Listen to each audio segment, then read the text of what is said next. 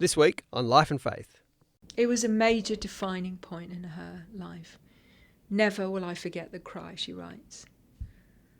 The cry, and then the silence. And she uses that as a refrain to talk about women's lives. The cry, the fall, the silence.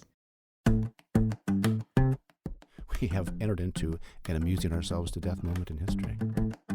It doesn't make sense to me. If there is God, God's supposed to be free. I was 100% sure that I was sacrificing on the altar of truth my only chance for happiness in this world. Miracles don't necessarily change anybody's mind. They just get their attention. And so I had to run with my child on my back, the ESA army coming behind us. I said, gee, Uncle George, this is luxurious for a communist. Sonny said nothing's too good for the worker, nothing.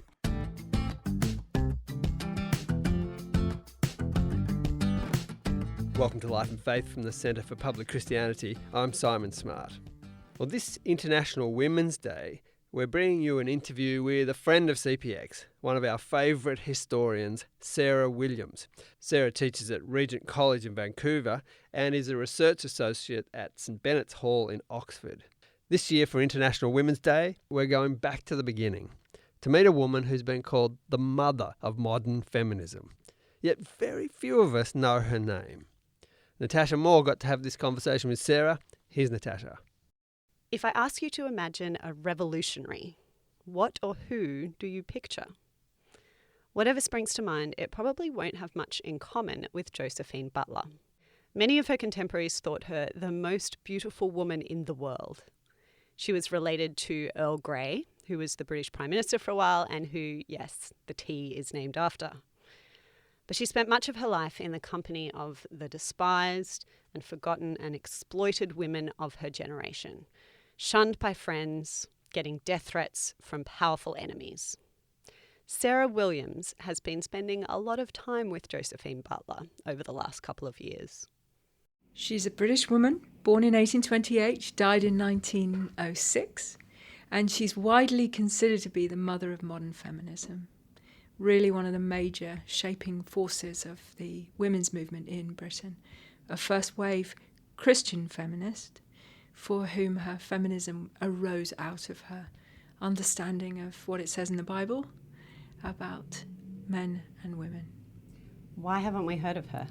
I had not heard of her, even though I did an undergraduate history degree, because for a really long time she's fallen right off the pages of history. Because for secular feminists writing after the war, she was just a tad too Christian. Couldn't quite make sense of how Christianity and feminism might go together. But for people who are often looking for Christian heroes in the past, she was just a tad too feminist. And so she fell between those two stools for a very long time, but not anymore. So all of a sudden, Butler is front and centre of almost every bibliography on 19th and early 20th century because of the recognition of her extraordinary influence in the area of human trafficking.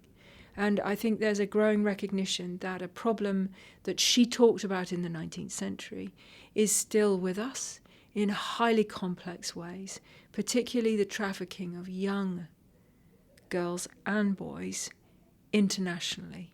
And that's something that Josephine Butler was very involved in bringing to light. Butler might have been too feminist for later Christians and too Christian for later feminists, but the causes she lent her energy and influence to have changed the course of history. She campaigned for women's suffrage, she helped open up opportunities for women in higher education. Her culture said it was inappropriate for respectable women to even know about the seedier realities of life, let alone talk about them in public. Butler, though, uncovered sex trafficking rings, she worked to abolish child prostitution, and helped to get the age of consent raised from 13 to 16 years of age. In 1869, she started a long campaign against what was called the Contagious Diseases Acts. These were laws that Parliament introduced to try to deal with the rates of venereal disease, of STIs, in the armed forces. Instead of addressing the behaviour of the men involved, The laws authorised police to arrest women they suspected of being prostitutes and forced them to undergo a medical examination that Butler described as surgical rape. If they were found to be infected, they could be interned, locked up in a hospital for up to a year. When I asked Sarah what she finds remarkable about Josephine Butler, this campaign is what comes up. I think the first thing I find truly remarkable about her is her singular persistence to change one law over a 16-year period. And I find that really extraordinary, because I don't think that we lack vision in our culture, but we definitely lack stamina. And I lack stamina. Like, what would it be like to work on one thing? Now, of course, there were myriad elements to that one thing, but with a singular focus for 16 years without giving up and thinking this is just not going to happen. And in a way, what's most remarkable about her is it's that act of persistence that creates the momentum that builds towards the recognition of the constitutional rights of women in Britain, most certainly. And so the perseverance itself is remarkable, but it does remarkable things to persevere. How did she do it? I think she did it by recognising that she couldn't do it. Does that sound strange? Probably. She first of all, she recognised that she couldn't do it without the help of God, that she had to do it with God, not on her own. And so for her, the practice of prayer, not just asking God for help, but actually being with God and finding strength in God, was the primary practice of her life. And out of that, really, all her political practices flow. And so that was the source, I think that was the source of her strength in a way. But then the other thing was that she worked in community and she prayed with other women for some women over 30 years. She had groups of women who prayed for her, that she prayed for. They helped each other. They gave each other wisdom in letters. They talked over problems. They might have a certain young woman that they were helping getting out of the sex traffic and trying to find alternative forms of employment for. And so they would help each other through these networks of prayer to find employment for women. And so they weren't just networks of passive prayer. Sometimes we think of prayer as a very passive act. But actually they were prayer that was action, that resulted in action, but was in itself action and transformative.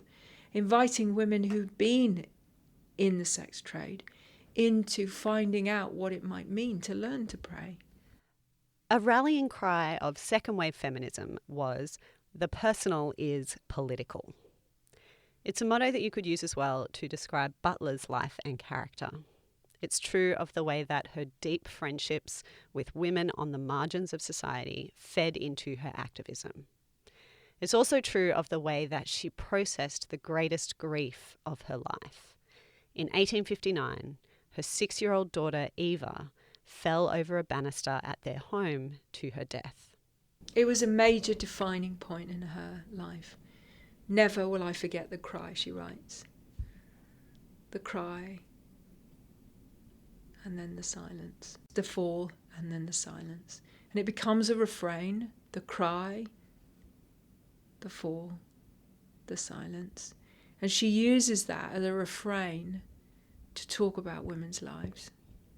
The cry, the fall, the silence of women who've been experiencing the life of the outcast, what Victorian culture would call fallen women. And she begins to talk about her own loss of her own daughter becoming a mother to women who had been outcast. And so there's an extraordinary way in which that she brought, for example, one young woman by the name of Mary Lomax into her home and nursed her for 6 months and then buried her. And her own little niece, her favourite sister Harriet, who she had lots of time with, her daughter, Harriet's daughter, Josephine Butler's niece, died on a visit to England. And they buried the little niece right next to Mary Lomax in a family space. And that idea that somehow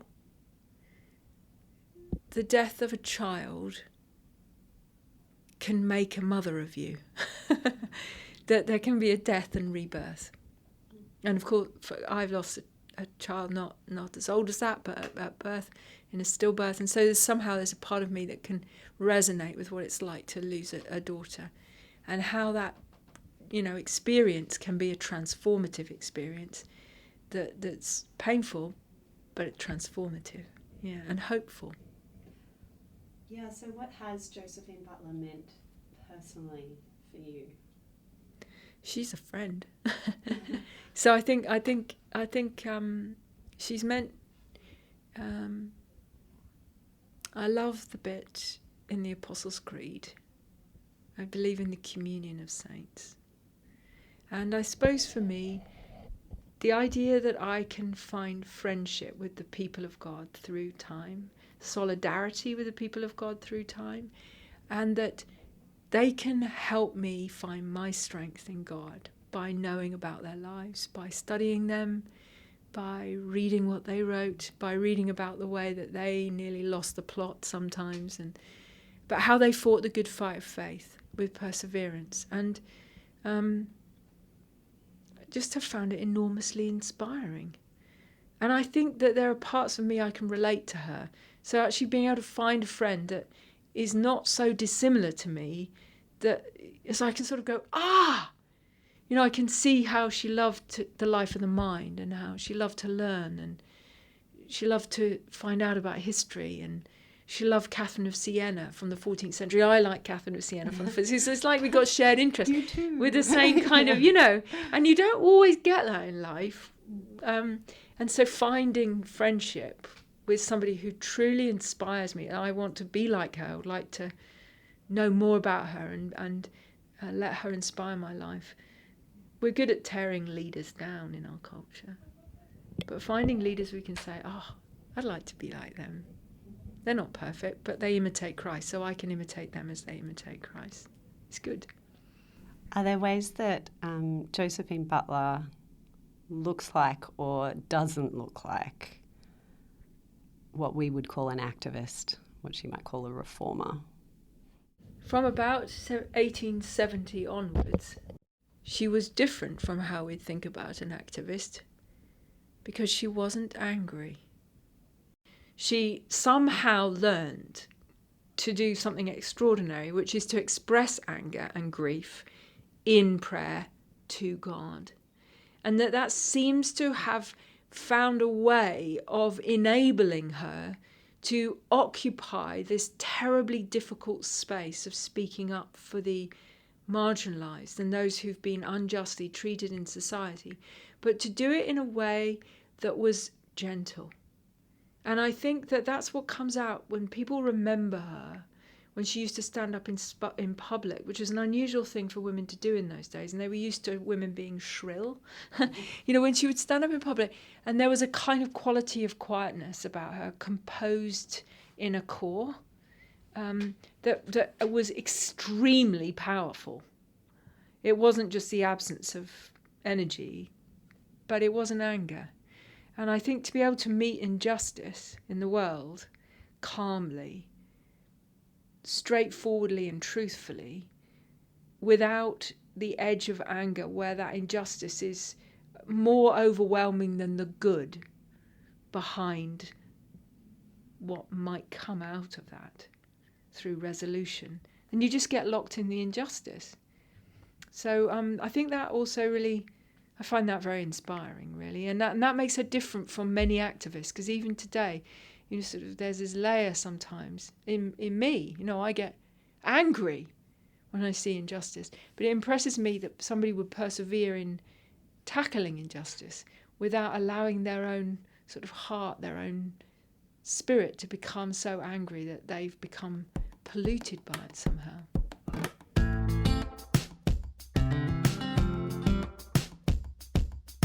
This is Life and Faith from CPX, and Natasha is speaking with Sarah Williams about a woman who was described shortly after her death as one of the great people of the world. The world is different because she lived, which really raises a broader question.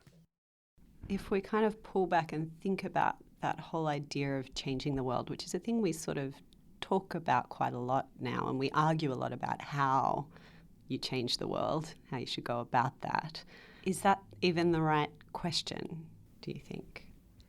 I think it matters a lot how we imagine what we mean when we talk about trying to change the world. And it's sort of interrogating our categories there is really, really important. Because, of course, we all have a theory of change. You can't operate without a theory of change. So when we, the very idea of trying to do something good that everybody wants to do, most people want to do, you have to operate by a grid of what you mean by that and how you actually go about influencing and changing other people or enacting a vision. So knowing what our theory of change is, what is our social imaginary, how do we believe that cultures change, is really, really, really important, because change and power, change and influence often get correlated in certain ways, in the way we imagine. So, for example, we might imagine that the real centres of power are where powerful people change culture through influencing spheres of culture, like often media, politics, the law, and so on. And we build up this core periphery phenomenon in our heads. Here are the centres and here are the margins. And somewhere on the margins lie all the uninfluential people and the uninfluential spheres, like ordinary homes maybe, or schools that have got to the bottom of the pile of the rankings, or wherever those places are on the margins of our imaginations. And yet what's extraordinary about somebody like Josephine Butler or Mahatma Gandhi or any other of the great social reformers that we can think of in history is that they somehow managed to see that really the margins matter a lot. And that what goes on at the centre, if it fails to understand what's going on at the margins, does so at its peril. And we're seeing that in all sorts of places, even in the world at the moment. So having a social vision where we can think about power in different ways, think about agency in myriad different ways, and think about creativity and cultural creativity in ways which mobilise everybody to be involved in the project of what it means to live together well in society, would be a more healthy model than simply thinking that somehow you've got to get to the top of the pile before you can start influencing, and that somehow we should leave the influencing to this kind of elite group of people who have these special skills and special gifts and special charism.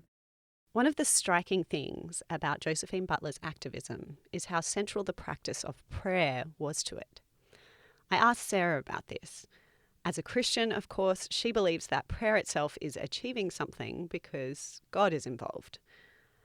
But I was wondering, looking at it from a secular historian perspective, can prayer have an impact on the world? And if so, how? Let me give a really embodied example of that. So, for example, I've been talking about how Josephine Butler practiced prayer and how she practiced prayer in networks of friendship with other people that middle-class women didn't normally spend time with. And when two people from entirely different social spaces, different experiences of life, sit next to each other and pray together as perfect equals to God, it reframes the imagination. And what began to happen in the work that Butler did over that 16-year period when she was working to change the laws, the contagious diseases legislation, is that women who were very hostile to Christianity looked in at those networks and were astounded by them. And up until that time, the women's reform movement was very much centred on the middle class. It had a very particular codified way of going about emphasising education for middle-class women. And there was absolutely no imaginary around the idea that working-class women, for example, might get the vote. Or that working-class women might be educated. It was one thing you want to reform for the middle-class respectable women, but the idea that women at the bottom of the pile could also participate together in talking about injustice and the need for reform in society, it was Butler's initiative to create these networks of prayer which don't fake anything. Because the thing is about prayer is it's not, I mean, you can fake prayer. I've faked prayer. We can fake prayer, right? You can pull your flag up and do your civic prayer. But when you're talking to God, it's not a great idea to fake it, right? So if you start to think about prayer as actual communion with a living person who is in dialogue, not only listening but also speaking, and then you put into dialogue 2 people with God or 20 people with God, and you start to reframe everything about the way that that community begins to function. And so as Butler created these extraordinary networks of prayer, she created what Walter Brueggemann, for example, talks about as an alternative social and political consciousness. She creates another way of imagining what feminine power could even begin to look like. Final question, 2-parter.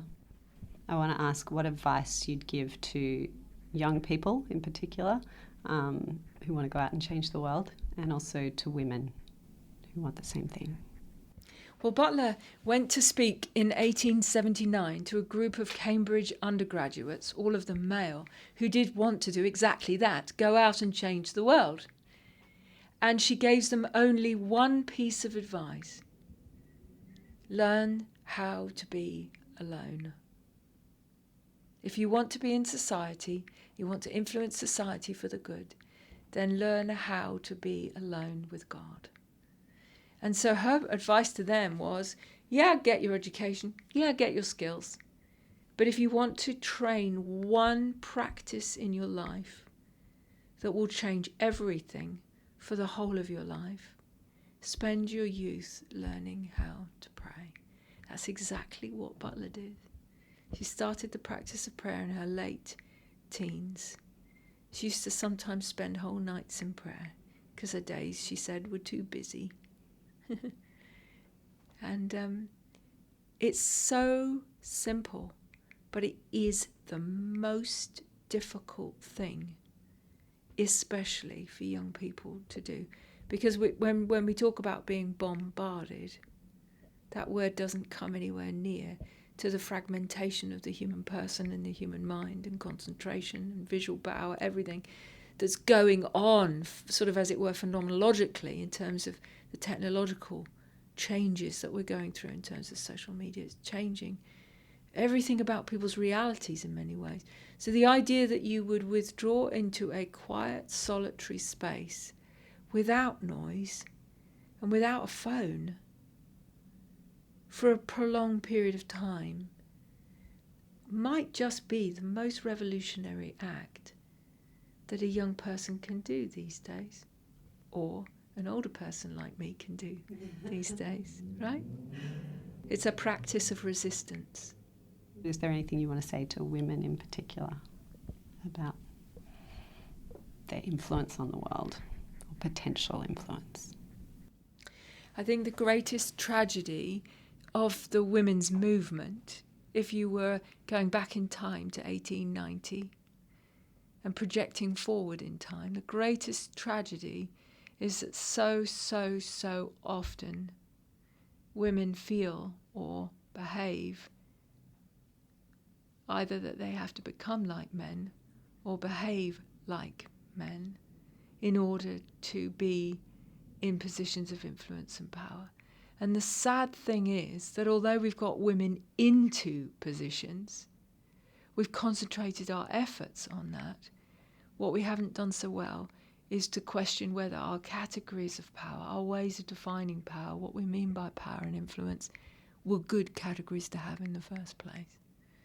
And we've created competitive units, both male and female, instead of allowing for the possibility that women's influence and men's influence might actually be to say, hold on a minute, is that really how we want to influence? And so somehow we've got to find a way, I think, and I think we do have a really interesting and I think potentially extraordinarily formative way as women to be able to say, it doesn't have to be like this. I don't have to perform like this. I don't have to be productive like this. I don't have to be an object of labour in a labour market, for example. I could cease to be a commodity. I might want to live in a different way. And I think women in some ways have still, for historic reasons, a degree of freedom in defining, which might in fact be even more difficult for men in our culture. So I think we've got to be willing to lead. It might mean that we sound politically incorrect. I don't think we have to sound politically correct. I just think we have to think of some new language to talk about things differently.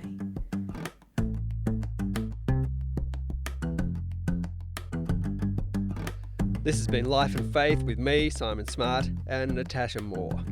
We hope you enjoyed this conversation about activism and anger, about power and prayer.